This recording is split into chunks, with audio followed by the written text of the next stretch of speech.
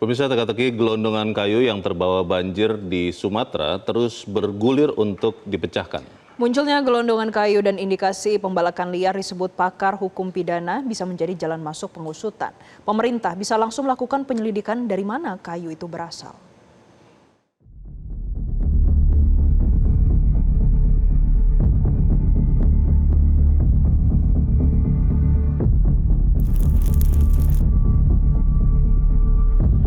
Pesisir pantai Desa Bawozawa, Kabupaten Nias Selatan, Sumatera Utara ini mendadak disorot publik. Bagaimana tidak, kayu gelondongan dalam jumlah besar menutup seluruh garis pantai. Padahal Pulau Nias terpisah sekitar 110 mil dari Tapanuli Tengah dan Sibolga, Pulau Sumatera.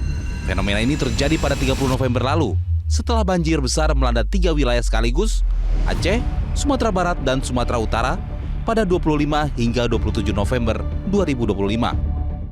Nengok itu dari sana. Menurut Ibu ini kayu-kayu ini dari mana, Kak? Hah? Menurut Kakak dari mana kayu-kayu ini? Allah, dari mana itu? Kami heran pun dari mana kayu itu. Tidak saja di Nias Selatan, di Tapanuli Selatan pun demikian. Memang selama ini kami seringnya diterpa banjir, tidak pernah beratus tahun pun tidak pernah demikian rupa. Namun kami mendengar bahwa ada satu perusahaan yang mengelola lahan HGU itu di hulu sungai dan membuka lahan baru untuk perkebunan sawit. Jadi itu sebelah sana itu nampak ada sawit. Dan pemerintah tidak boleh berhenti pada bantuan darurat atas bencana di Pulau Sumatera. Hendaknya negara harus mengambil sikap tegas dan transparan. Atas dasar itu, publik berhak tahu, mendapatkan jawaban dari mana kayu-kayu itu berasal. Sekretaris Kabinet Teddy Indrawijaya mengatakan pemerintah akan mendalami kerusakan lingkungan dalam bencana di Sumatera. Dan selain faktor cuaca yang ekstrim tentunya, ada faktor kerusakan lingkungan yang memperparah bencana. Dan ini terus ditelusuri secara serius dan seiring dengan evakuasi dan pengenanganan sebagai fokus utama, pemerintah melakukan evaluasi dan investigasi secara menyeluruh terkait bencana ini. Sementara Polri menyatakan telah mengambil langkah hukum buntut banyaknya kayu gelondongan yang terseret arus banjir bandang di Aceh, Sumatera Utara, dan Sumatera Barat. Kami akan melaksanakan rapat bersama untuk menurunkan tim gabungan untuk melakukan proses penyelidikan, pendalaman terkait dengan peristiwa yang terjadi. Tentunya apabila ada pelanggaran hukum, kita akan proses.